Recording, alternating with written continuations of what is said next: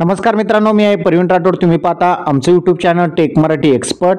तर मित्रांनो, मुख्यमंत्री लाडकी बहीण योजनेअंतर्गत तिसरा टप्पा राज्य सरकारमार्फत वितरित करण्यात आलेला आहे. यामध्ये बघितलं तर मुख्यमंत्री लाडकी बहीण योजनेअंतर्गत तिसऱ्या टप्प्यामध्ये टोटल 1,46,43,207 महिलांच्या खात्यामध्ये लाभ हस्तांतरित करण्यात आलेला आहे. आतापर्यंत आपण बघितलं होतं की ज्या महिलांना या अगोदर 3,000 रुपये मिळालेलं होतं, अशा महिलांना 1,500 रुपये जमा करण्यात आले आणि ज्या महिलांना 1 रुपया सुद्धा मिळालेलं नव्हतं, अशा महिलांच्या खात्यामध्ये 4,500 रुपये जमा करण्यात आलेले आहेत.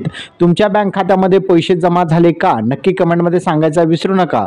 त्याचबरोबर जर तुमचा फॉर्म अप्रूव्ह असेल आणि तुम्हाला पैसे मिळालेले नसतील तरी सुद्धा तुम्ही कमेंटमध्ये विचारू शकता. तुमचे जे प्रश्न असतील, तुम्हाला का पैसे मिळाले नाही याबाबत. तर अशा प्रकारचा आजचा आपला महत्त्वपूर्ण अपडेट होता. अपडेट कसा वाटला नक्की कमेंटमध्ये सांगायचं विसरू नका. चॅनलवर नवीन असाल चॅनलला सबस्क्राईब करा. इथेच थांबूया. जय हिंद, जय महाराष्ट्र.